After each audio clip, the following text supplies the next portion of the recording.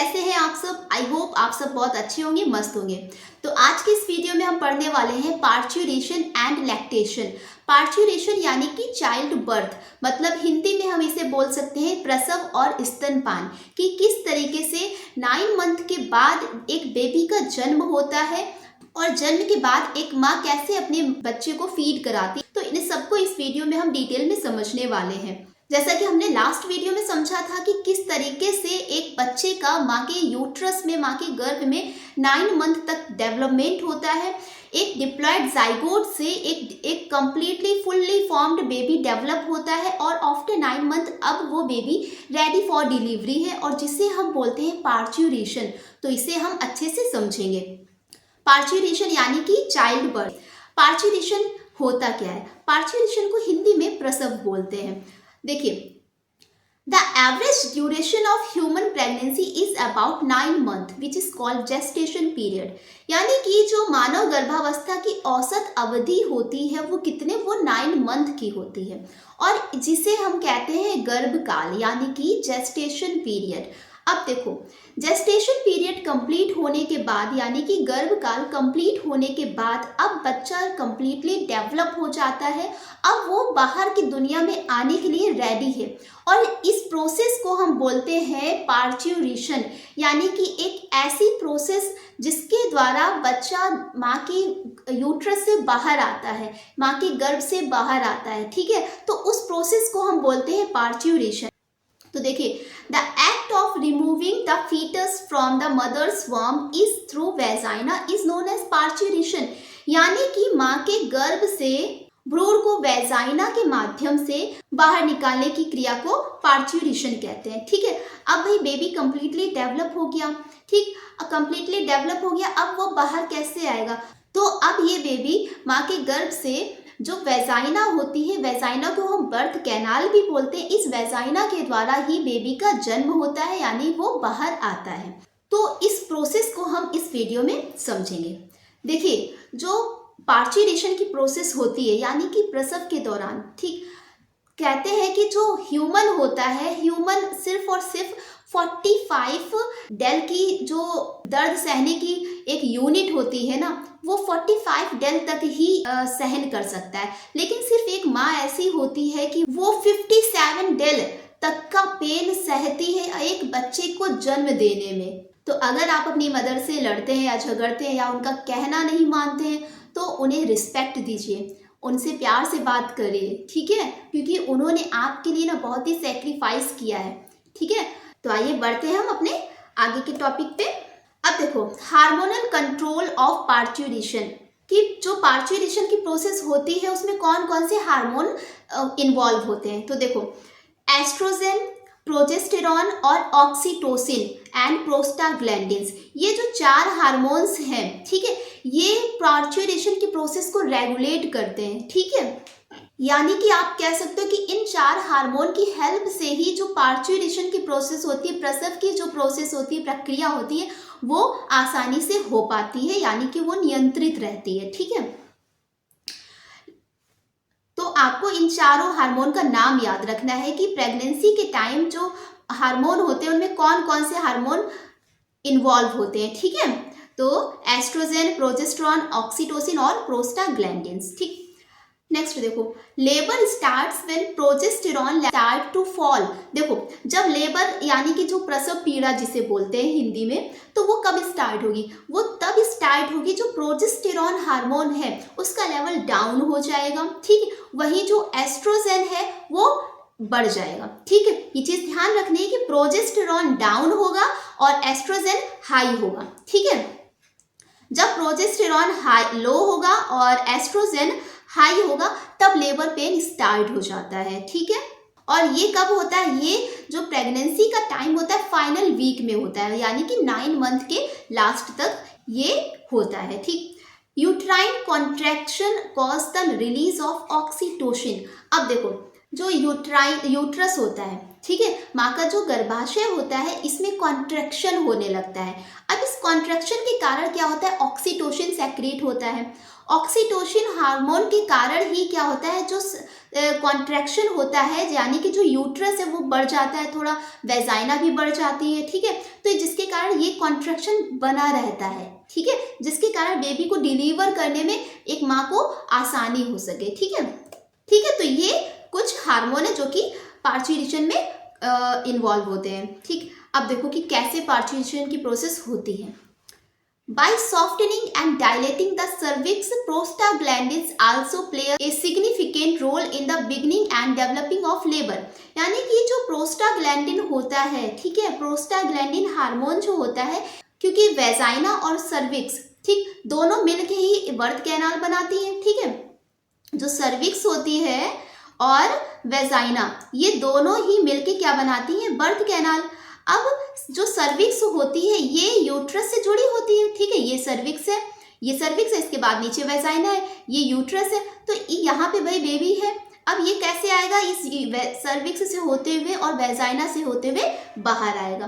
तो जो प्रोस्टाग्लैंडिन होता है, ठीक है, ये प्रोस्टाग्लैंडिन क्या करता है, इस सर्विक्स को सॉफ्ट बना देता है, ठीक है, उसकी लाइनिंग जो होती है, किनारे जो सरफेस होती है उसको सॉफ्ट कर देता है। And this leads to expulsion of the baby out of the uterus through the birth canal। यानी कि जब भाई जो वेजाइना है, सर्विक्स है, ये सॉफ्ट हो गई और इनमें कॉन्ट्रैक्शन हो गया। कॉन्ट्रैक्शन किसके कारण हुआ, ऑक्सीटोसिन हार्मोन के कारण हुआ, ठीक है। ये कॉन्ट्रैक्शन और सॉफ्टनेस के कारण क्या होता है कि जो एक प्रेशर पड़ता है, ठीक है, प्रेशर के कारण जो बेबी होता है वो बाहर आता है, ठीक है।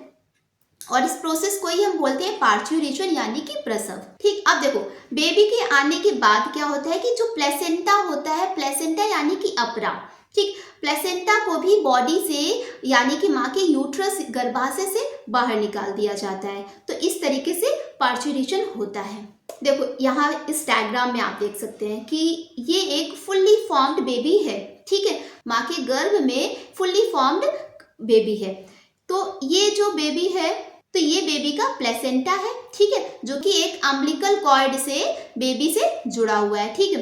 ये फीमेल की वेजाइना है, ये यूरिनरी ब्लैडर है, ये यूरिथ्रा है, ठीक, और ये है सर्विक्स, यानी कि सर्विक्स और वेजाइना के द्वारा ही ये बॉडी से बाहर आएगा, ठीक। अब देखो सेकेंड स्टेज में क्या होता है, जब बेबी की डिलीवरी होने वाली होती है, ठीक है, मतलब जब बेबी बाहर आने वाला होता है, तब क्या होता है, जो बेबी होता है, क्योंकि ये एक एमनियोटिक सैक में कवर्ड रहता है, ठीक है, ये एक एमनियोटिक सैक में कवर्ड रहता है बेबी, ठीक है।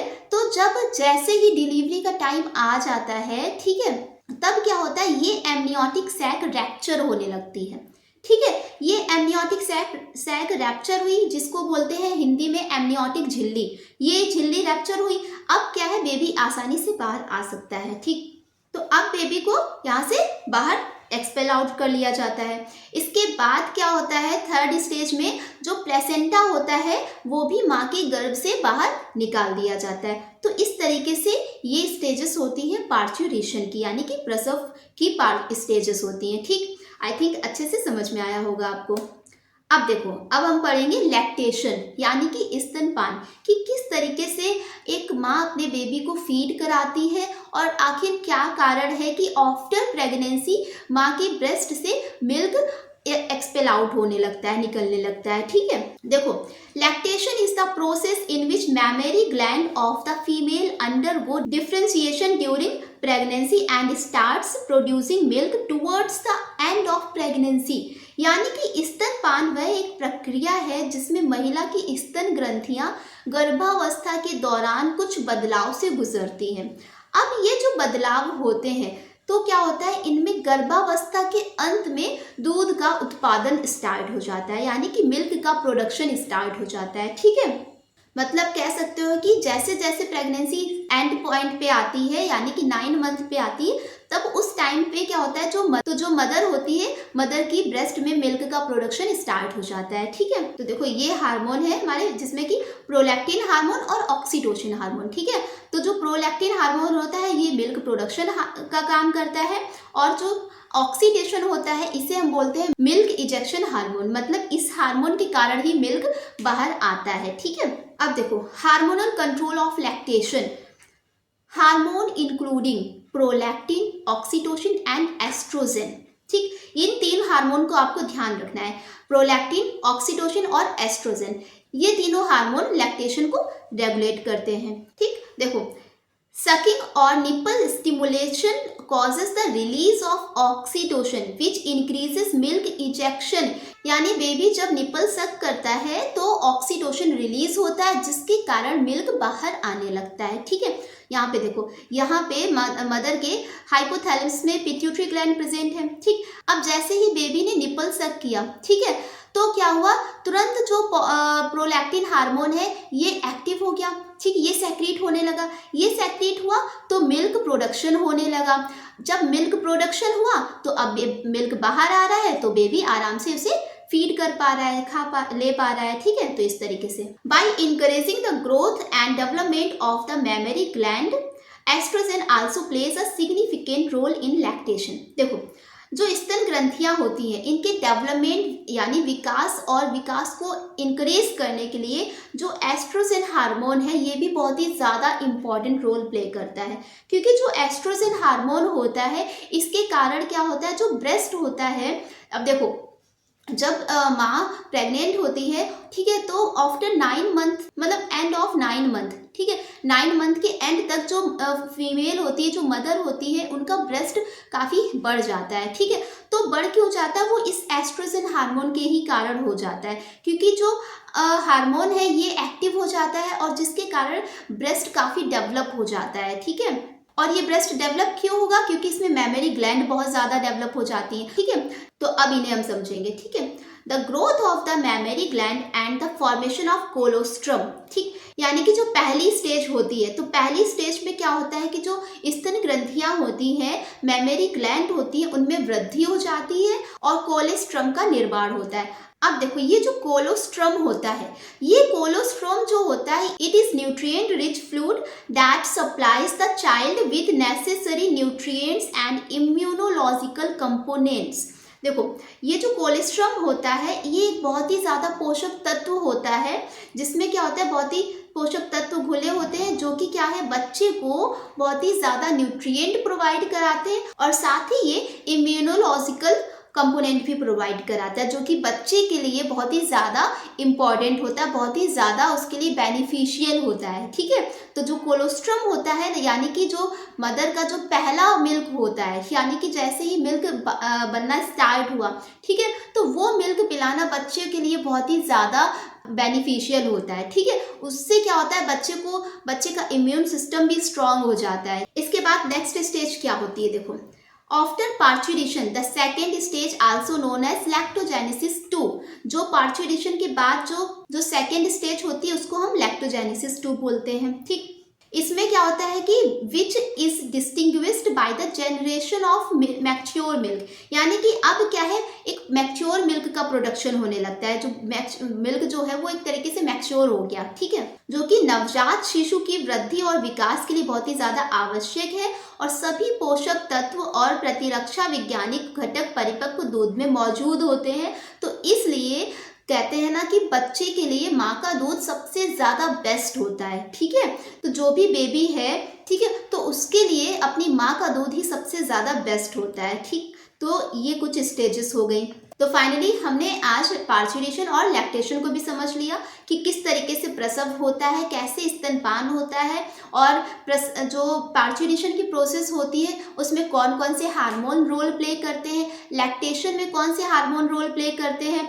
लैक्टेशन कैसे होता है, पार्चुरेशन कैसे होता है। ठीक है, ओवरऑल हमने सारी चीज़ें डिस्कस की। ठीक, और तो इस तरीके से हमारा ह्यूमन रिप्रोडक्टिव सिस्टम जो है ये कंप्लीट होता है, जिसमें कि हमने फीमेल रिप्रोडक्टिव सिस्टम को पढ़ा था, मेल रिप्रोडक्टिव सिस्टम को पढ़ा था, गैमेटोजेनेसिस को पढ़ा था कि कैसे स्पर्म बनता है, कैसे एग बनता है। ठीक है, अब ये स्पर्म और एग बने, इनका फर्टिलाइजेशन कैसे होता है। ठीक है, तो इसे भी हमने अच्छे से समझा था।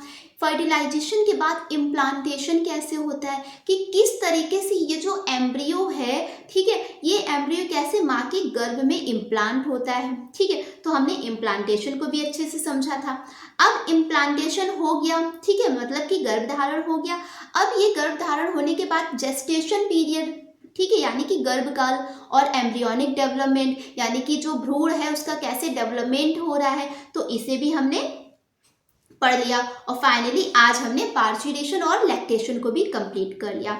आई होप ये सारी चीज़ें आपको अच्छे से समझ में आ गई होंगी। तो ये सारे वीडियोस आपकी एक प्लेलिस्ट में नीचे डिस्क्रिप्शन बॉक्स में पड़े हैं, तो अगर आपने इनमें से कोई भी टॉपिक नहीं समझा है तो नीचे डिस्क्रिप्शन बॉक्स में लिंक दिया हुआ है, तो वहाँ से आप उसे देख सकते हैं। इसके अलावा अगर आपका कोई भी क्वेश्चन है, कोई भी क्वेरी है, तो उसे कमेंट बॉक्स में ज़रूर मेंशन करें। तो अगर वीडियो अच्छी लगी हो, सारी चीज़ें समझ में आई हो, तो प्लीज़ चैनल को सब्सक्राइब कर लीजिए और वीडियो को लाइक कर दीजिए। तो पढ़ते रहिए, मस्त रहिए। Thanks for watching. मिलते हैं नेक्स्ट वीडियो में।